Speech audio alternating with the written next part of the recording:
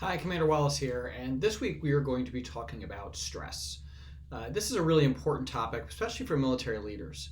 Obviously, and I think it comes without any kind of surprise that when we talk about combat, stress is a big part of it. Getting ready for combat, being in combat, and then, of course, coming out of combat all involve a certain amount of stress. And this is going to have an effect on each of us as officers, but also, of course, on the men and women with whom we go into combat.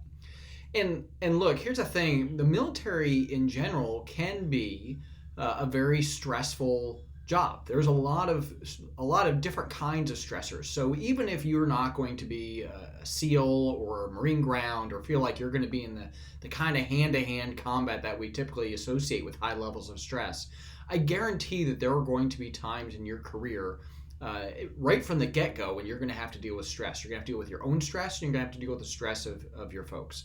So listen, as we go through this lesson, there's two things I want you to kind of take away and be aware of. The first is be aware of what stress is. We're going to talk about what stress is and how we react when we are under stress and what different causes of stress are and how the body reacts physiologically and psychologically to these stressors and what that means for us. We're also going to talk about how to deal with that. We're going to talk about grit and hardiness and resilience and how we can overcome stress, how we can prepare ourselves for it and then overcome it. The other thing that's really important here, and all of that is really important for each one of you in your own life and dealing with your own stress as you embark on this career and continue through it. But it's also really important as leaders.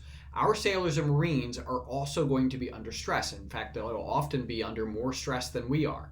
And so it's important for us to recognize what stressors exist, recognize their effect on our sailors and Marines, and work to make sure that we are reducing the negative influences of stress, both on individual sailors and Marines and then on the team writ large.